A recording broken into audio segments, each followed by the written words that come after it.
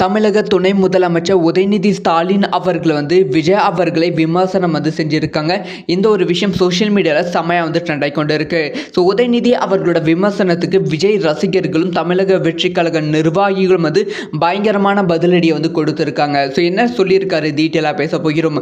அதாவது விஜய் அவர்கள் 234 தொகுதியிலும் தன்னோட பிரச்சார பயணத்தை ஆரம்பித்து விட்டார்கள் அப்படின்னு தான் சொல்ல வேண்டும்.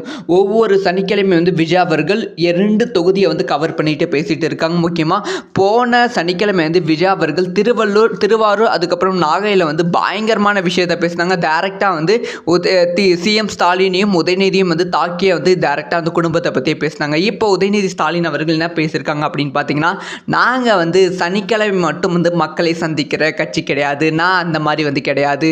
ஸோ நான் வாரத்தில் ஒவ்வொரு நாளும் மக்களை சந்திப்போம், மக்கள்கிட்ட என்னோட குறைகளை அவங்களோட குறைகளை கேட்டு தெரிஞ்சுப்போம், அதுக்கான பதிலையும் சொல்லுவோம், தீர்வும் கொடுப்போம் அப்படிங்கிற விஷயத்த உதயநிதி சொல்லியிருக்காங்க. இதுக்கு சோஷியல் மீடியாவில் நீங்கள் வாரம் ஃபுல்லாக மக்களை சந்தித்தாலும் எந்த பயனும் கிடையாது. ஆனால் அவர் ஒரு நாள் சந்தித்தாலே ஒரு வாரம் உங்களை கதற விடுறாரு பார்த்தீங்களா, அதுதான் விஜய் அப்படிங்கிற பதிலடியை கொடுத்துருக்காங்க. இதனால் சோஷியல் மீடியாவே சமட்டியாக உதயநிதிக்கு எகெயின்ஸ்டாக இருக்குது.